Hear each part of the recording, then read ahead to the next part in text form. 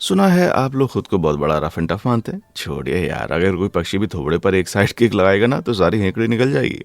पता है असल में टफ कौन होते हैं? Shaolin Monks. ये दबंग हीरो अपने शरीर को दांव पर लगाते हैं, चाहे सिर सख्त करना हो, नाखून से कील खींचना हो या फिर ग्रेविटी को मात देना हो। इस वीडियो को कागजी दिल वाले बिल्कुल ना देखें। लंबी लंबी सांसें लें और डर को बाहर निकालो। अपने दिमाग को ठंडा रखें क्योंकि ये वीडियो ऐसे इम्पॉसिबल ट्रेनिंग के नाम है जो कि शाओलिन मास्टर्स को अनबीटेबल बनाती है।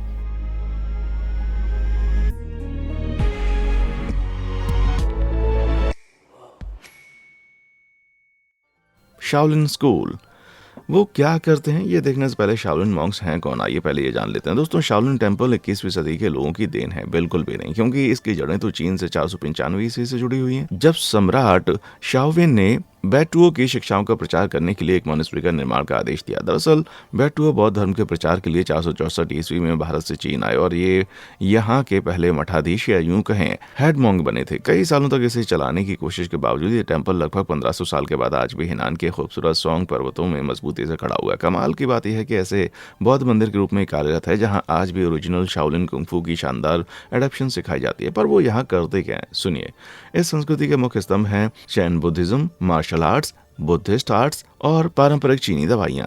और हर एक मॉन्क शाओलिन कुंफू के विकास, रिसर्च और सुधार के लिए तहे दिल से समर्पित है। वे हर दिन सुबह 5:30 बजे उठते हैं, ट्रेनिंग और मेडिटेशन के कठिन दिन से गुजरते हैं, फिर सो जाते हैं और ये सिलसिला हर दिन ऐसे लगातार रिपीट होता रहता है। आप कहेंगे कि इतनी टफ ट्रेनिंग के बाद वो डाइट भी तगड़ी लेते होंगे, तो आप गलत है। यहाँ कोई मैगडी नहीं है, ये 100% सिर्फ शाकाहारी खाना खाते हैं जिसमें सूप, नूडल्स और ब्रेड शामिल होती है। बाप रे, लेकिन ये मत सोचना कि ऐसी डाइट से ये क्या उखाड़ लेंगे। इन पर हंसना मत, क्योंकि पिक्चर अभी बाकी है मेरे दोस्त। Powerful fest. चलिए उनकी गजब की ताकत के सिलसिला शुरू करते हैं। किसी गाने में कहा गया था कि हर कोई कुंफू कर सकता है। क्या ये दावा सच है? क्योंकि जब मैंने पीकर कुंफू किया तो मुझे हथकड़ियां लग गई थी। खैर, शाओलिन की शुरुआती दिनों में युद्ध की 5 यूनिक शैलियां होती थी जो कि मॉन्क को आमने सामने की लड़ाई में मदद करती थी और हर एक की प्रेरणा कोई जानवर था, जैसे बाघ, बगुआ, तेंदुआ, ड्रैगन और सांप। अब आप ये मत सोचना कि सांप की तरह पेट के बल रेंगने से आप कोई फाइट जीत जाएंगे, ऐसा नहीं है। क्योंकि असली गोल जानवर की हुबहू नकल करना नहीं, बल्कि उनके टेम्परामेंट और नेचर को कैप्चर करना है। तो भैया, टशन के लिए ड्रैगन जैसे आवल ने मत लग जाना। आज उन ओरिजिनल स्टाइल से लाखों नए एनिमल स्टाइल्स जन्म ले चुके हैं। सीधे कहूँ तो आप चाहे जो कोई भी जानवर ले लें, आपको कहीं ना कहीं उसके स्टाइल का कुंफू प्रैक्टिशनर मिल जाएगा। इसका इकलौता मकसद है सिर्फ दुश्मन के छक्के छुड़ाना। हाँ, नहीं, ऐसा नहीं है, घबराओ मत, वो किस्सा आगे बताएंगे। बल्कि इसकी असली मकसद है आपके इनर सेल्फ को आउटर स्ट्रेंथ में तालमेल बिठाना, ताकि आप बड़े से बड़े प्रतिद्वंदी के सारे खाने चित कर दें। इसमें एक ट्विस्ट भी है। कुंफू के साथ साथ बेसिक ट्रेनिंग के रूप में इन सभी को 2 हथियारों में मास्टरी होनी चाहिए। ये लगाना असली तड़का। इन शाओलिन मॉन्क्स को 18 हथियारों का ऑप्शन मिलता है, जो बराबर ढंग से लंबे और छोटे नंबर्स में बटे होते हैं। छोटे में तलवारें, दराती, बेतें और कुल्हाड़ियाँ होती हैं, जबकि लंबे में चाबुक, भाले, लाठी और फोक्स होते हैं। बाप रे, मतलब आप दूर हो या पास, इनसे बचना नामुमकिन है। ये भी सुनो भाई, ग्रैंड मास्टर मॉन्क्स को सभी 18 हथियारों का पर्याप्त ज्ञान होना जरूरी है। साफ साफ शब्दों में कहूँ तो शाओलिन मॉन्क्स मार्शल आर्ट और घातक हथियार दोनों में बहुत ही गुरु होते हैं। अगर ये सुनकर हवा टाइट हो गई तो सुनिए, अभी बहुत कुछ आएगा। ये तो इन सुपर ह्यूमंस का भी ट्रेलर था। क्या आप अभी सारे चक्रों को जगाकर मोक्ष की तलाश में है? सुनिए, मैं आपकी इसमें मदद नहीं कर सकता, पर हाँ, मैं अपनी वीडियो से आपके ज्ञान के भंडार को जरूर बढ़ा सकता हूँ। इसलिए ऐसे वाह फैक्ट के लिए जल्दी से लाइक और सब्सक्राइब बटन को दबाएं। कर दिया? गुड। चलिए अब वीडियो पर वापस आते हैं। पिकी पावर। तो अब तक हम समझ चुके हैं कि जिसके पास तलवार है वो खतरनाक है भाई। हालांकि ये बात तो सब जानते हैं, है ना? पर मॉन्क्स खाली हाथों से बेवकूफ मत बनना, क्योंकि वो अपनी छोटी उंगली से भी उतना ही नुकसान पहुंचा सकते हैं। सही सुन रहे हो आप? बचपन से ही पेड़ों के ट्रंक पर पोक करके अपनी उंगलियों की ताकत की ट्रेनिंग शुरू कर देते हैं। जैसे जैसे वो बड़े होते हैं, ये उनको उंगलियों को ताकतवर बनाता है और ज्यादा जोर से इन पर वार करते हैं। फिर वो इतने शक्तिशाली हो जाते हैं कि वो ताकत के ऐसे बड़े बड़े कारनामे करते जाते हैं।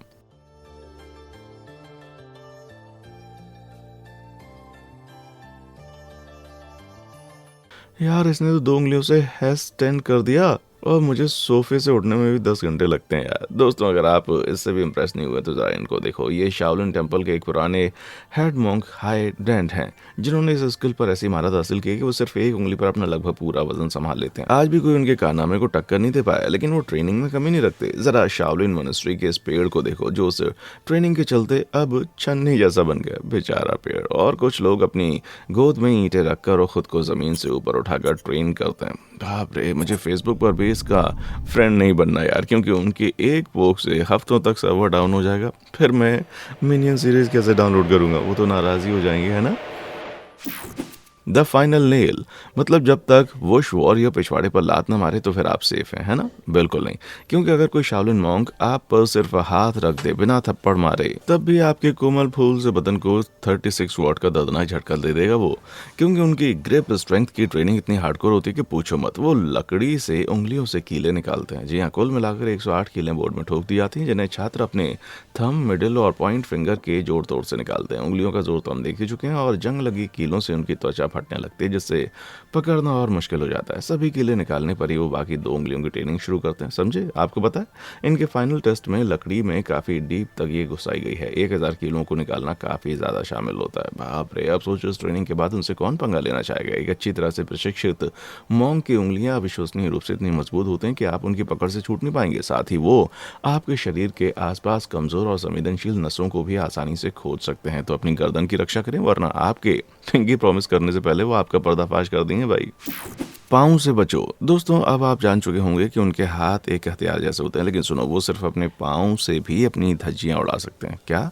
ऐसा लगता है जैसे पाँव भी बाजार से सिक्स पैक्स लेकर आए हों। दरअसल नए मॉन्क्स हर सुबह नंगे पैर जमीन पर पत्थर से फुटबॉल खेलकर उन्हें ट्रेन करते हैं। बाप रे! ये पैरों की उंगलियों को बार बार टेबल पर मारने जैसा है। धीरे धीरे उनके पैरों के मसल्स मजबूत होकर बड़ी बड़ी चट्टानों को आराम से ज्यादा दूरी तक किक कर पाते हैं। सबसे अनुभवी मॉन्क्स लिटरली सबसे बड़े बोल्डर्स को किक करते हैं। कोई पैटर्न दिखा क्या? शाओलिन के कई ट्रेनिंग मेथड सिंपल तरीके से शुरू होते हैं, लेकिन हर दिन काम करने से वे सरल एक्शंस तेजी से शक्तिशाली बने लगते हैं। और इसी तरह से मॉन्क्स अपने शरीर को डेडली वेपन्स बनाते हैं। अगर वो पत्थरों को इतनी दूर किक कर सकते हैं, तो भैया उनकी एक किक से मेरा मुलायम छोटा पिछवाड़ा कहाँ पहुंचेगा। मैं तो फुटबॉल बनकर हवा में उड़ूंगा, है ना? दरवाजे की ठक ठक। आमतौर पर सिर पर चोट लगना काफ़ी बुरा होता है। आजकल लगभग हर खेल में सिर की सेफ्टी को अहमियत दी जाती है, और वो ऐसी गंभीर चोटों से बचने की हर मुमकिन कोशिश करता है। लेकिन शाओलिन टेम्पल में ऐसी सरदर्दी की कोई ज़रूरत नहीं पड़ती, क्योंकि यहाँ के छात्र सिर को रेशम से लपेट कर ईंट की दीवारों से टक्कर मार मार कर अपनी खोपड़ी मजबूत करते हैं। बाप रे! वक्त के साथ धीरे धीरे उन्हें इस दर्द की आदत हो जाती है, और रेशम धीरे धीरे परत दर परत उतरता जाता है। आखिरकार खोपड़ी इतनी मजबूत हो जाती है कि वो बिना सुरक्षा के टक्कर मारते हैं। भाई साहब, असल में बार बार के टकराव से माइक्रो फ्रैक्चर नाम की हड्डी के छोटे छोटे टुकड़े खोपड़ी के बाहरी मोटी परतों से टूट जाते हैं। फिर इन्हें ऑस्टियोक्लास्ट के नाम के छोटे सेल्स डाइजेस्ट करते हैं। जब उस सतह पर नए सेल्स आते हैं, तो वे ऑस्टियोब्लास्ट द्वारा मिनरलाइज्ड हो जाते हैं, जिससे निहायती मजबूत हड्डी ग्रो होती है। ऐसे जितनी बाहर होगा हड्डी, उससे ही ज़्यादा मजबूत होती जाती है। वो अपने पूरे सिर से ये करते हैं। वो अपनी कनपट्टी, मुंह और नाक, यहाँ तक कि अपनी आंखों की सॉकेट को तब तक मजबूत करते हैं जब तक कि गाड़ियाँ लोहा ना बन जाए। कितनी मेहनत है यार। सालों के बाद वो अपनी मजबूत सिर से बर्फ की सिल्ली के टुकड़े टुकड़े कर सकते हैं, उसमें ड्रिल कर सकते हैं, और सिर के बल सो भी सकते हैं। बढ़िया है। मुझे तो रात को चाय और ठंडे तकिए के बिना नींद ही नहीं आती भाई। अविश्वसनीय ताकत।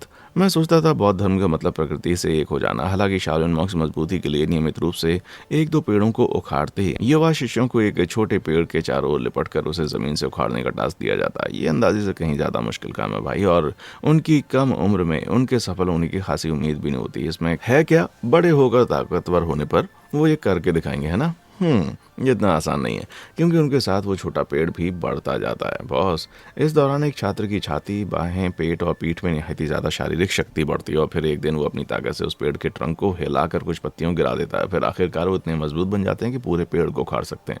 शाओलिन के कुछ बहुत ही समर्पित फॉलोअर 350 किलो से ज़्यादा वजनी पेड़ों तक को उखाड़ने में सक्षम होते हैं। ये तो एक भालू को पटकने जैसा है यार।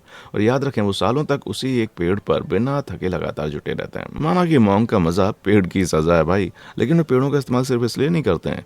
जरा इन नन्हे क्यूट बच्चों की फ्लेक्सिबिलिटी का कमाल देखो। वाह, मैं तो सपने में ये ट्राई नहीं कर सकता। कम उम्र से लचीलेपन की ट्रेनिंग शुरू कर दी। बड़ी उम्र और स्टिफ मॉन्क्स फिर भी खुद को ऐसे मोड़ लेते हैं। ये हुआ ना नमस्ते करने का असली ढंग। चाहे जितना युग करो भाई, बस तुमसे ना हो पाएगा। सच मानो, मैं भी बड़े सालों से उसकी कोशिश में लगा हुआ हूँ। बैठना मना है।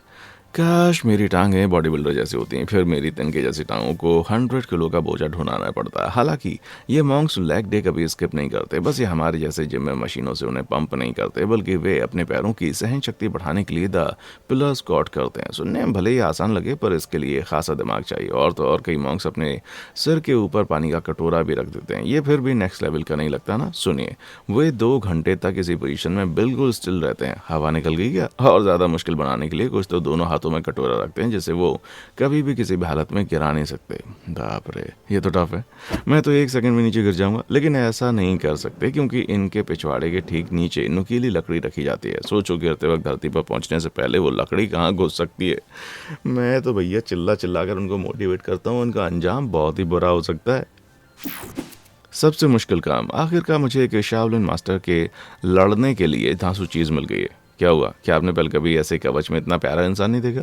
यार खुद को थोड़ा अपडेट करो। लेकिन मुझे नहीं पता था कि इन मॉन्क्स के पास खुद का एक खास आर्मर होता है, इसे टी बू शान गोंग या आयरन शर्ट कहते हैं, और ये उन्हें बड़े बड़े झटकों को सहने के काबिल बनाता है। शाओलिन टीचिंग्स की माने तो बुद्धिस्ट द्वारा बताए गए शरीर के इंटरनल एनर्जी सोर्स जिसे ची कहते हैं, उसको ट्रेन करने के लिए एनर्जी के इंटरनल फ्लो को कम करने के लिए पुनर्निर्देशित किया जा सकता है। हालांकि साइंस इससे सहमत नहीं है। वे मूवमेंट और पावर स्टांस के मिश्रण का भी उपयोग करते हैं ताकि डैमेज का इम्पैक्ट फोर्स एब्जॉर्ब हो सके। बढ़िया, पर आपको ये जाती नहीं लगती? बिल्कुल नहीं। वे लकड़ी पर सपाट लेटकर और अपने ऊपर ग्रेनाइट के बड़े बड़े ब्लॉक रखकर प्रशिक्षण लेते हैं। कुछ तो जड़ी बूटियों और जड़ों से बनी हुई गुप्त औषधि जैसे एक खास टिंचर बनाकर ट्रेनिंग को नेक्स्ट लेवल पर भी ले जाना चुन लेते हैं। वे इसे ट्रेनिंग वाले हिस्से पर लगाते हैं। ये मिश्रण जो कभी कभी 25 विभिन्न सामग्रियों से बने होते हैं, ब्लड फ्लो, हड्डियों की मजबूती या मसल्स को आराम देने में मदद करता है। 25 चीजें, वाह। सोचो यार, शाओलिन फिर फ्राइड चिकन कितना टेस्टी बनाएंगे। खैर सच कहूं तो कल से दर्द से बचने के लिए आज ज्यादा दर्द सहना मुझे तो बेतुका काम लगता है, और इससे मेरे दिल का टूटना कम नहीं होगा।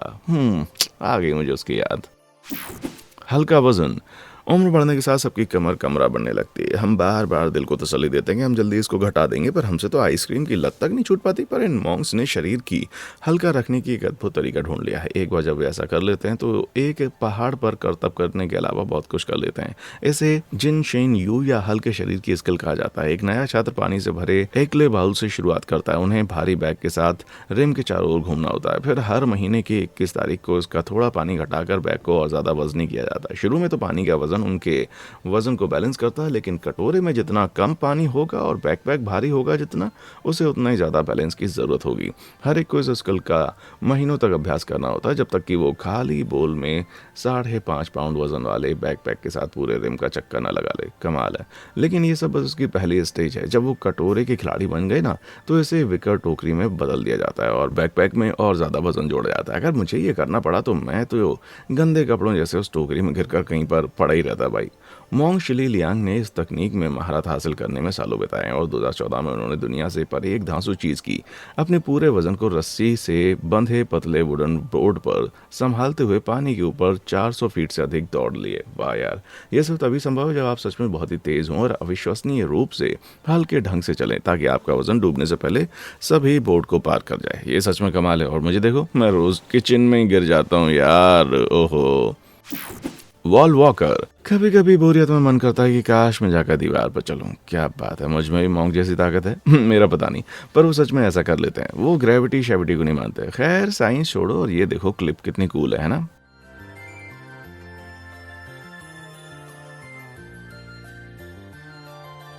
भाई वो लड़का तो जैसे उड़ रहा था। इस स्किल का नाम ही है वॉकिंग अप अ वॉल, और जैसा आपने अभी देखा, ये इन मॉन्क्स को किसी भी वर्टिकल सतह पर आसानी से चढ़ने में सक्षम बनाता है। ग्रेट, मतलब जमीन की तो छोड़ दो, अब इनसे हवा में भी बचना मुश्किल है भाई। और कुछ बचा है क्या? क्या वहाँ सबमरीन मॉन्क्स भी हैं? खैर ये तो नहीं पता, पर हाँ मैं ये जानता हूँ कि वो NBA वालों से बेहतर वर्टिकल लीप की ट्रेनिंग कैसे लेते हैं। वो दीवार पर दौड़ने से पहले अपने पैरों और बाजुओं पर आयरन वेट्स लगाते हैं। अधिकतम ऊंचाई प्राप्त करने के लिए सही फुट प्लेसमेंट बहुत ही जरूरी है, और एक बार जब वो ये कर लेते हैं तो फिर वजन को बढ़ाया जा सकता है।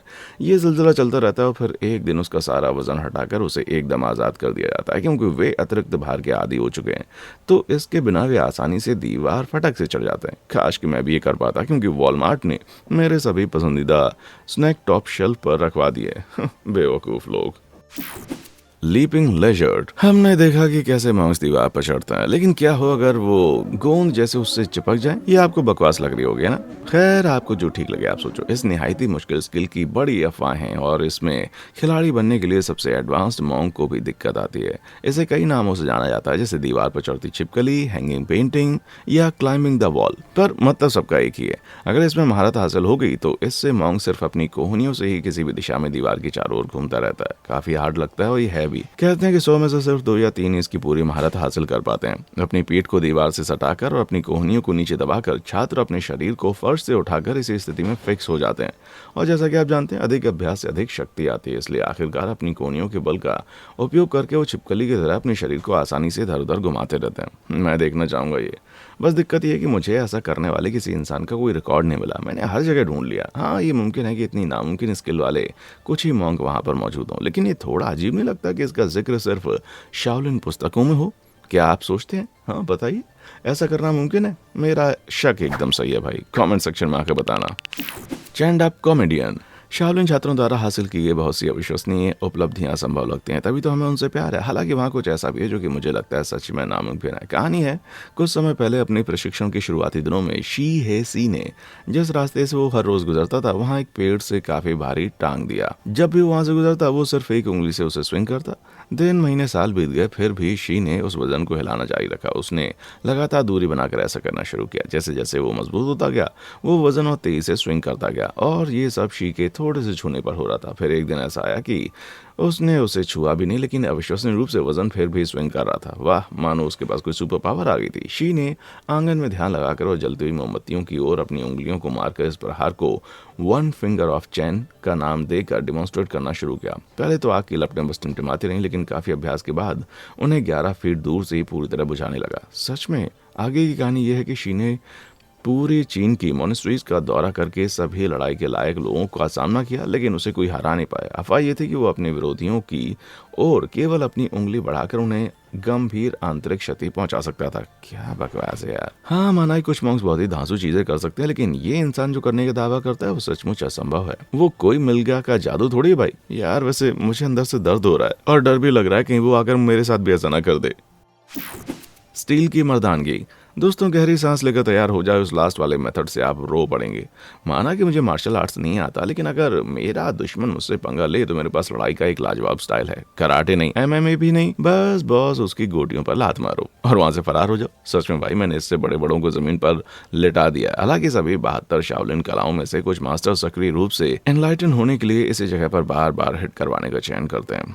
सच बोल रहा हूँ, इसे गोल्डन सिकाडा का स्किल कहा जाता है, और इसका एक महत्वपूर्ण हिस्सा शरीर को बिना एंजाइटी के जीने के लिए प्रशिक्षित करना है। अपने बेबी मेकअप पर हर 5 मिनट में वार होने से मेरी एंजाइटी से बड़ी घटेगी नहीं। देखिए, मैं कोई क्लिनिकल साइकोलॉजिस्ट तो हूँ नहीं, लेकिन यदि आपको एंजाइटी है तो ये उसका आंसर बिल्कुल नहीं है। खैर, शरीर के चारों ओर एनर्जी फ्लो को नियंत्रित करना सीख कर मॉन्क अपनी हथेली से खुद को हल्के से थपथपाना शुरू करता है। फिर वो धीरे धीरे जोर जोर से स्ट्राइक करने लगता है। मतलब शाओलिन के कई छात्र पेड़ को बर्बाद करने में बाहर सालों बिताते हैं और बाकी लोग घर के अंदर बैठकर कुछ और काम में लगे हुए हैं। भाई, इनसे कौन सा मोक्ष मिलेगा? इससे तो बस अंडे फूटेंगे, है ना? तो बस आज की वीडियो में बस इतना ही। शाओलिन की उन सुपर ह्यूमन शक्तियों में से कौन सी आपकी पसंदीदा थी? कमेंट सेक्शन में आकर जरूर बताएं। और हाँ, देखने के लिए शुक्रिया।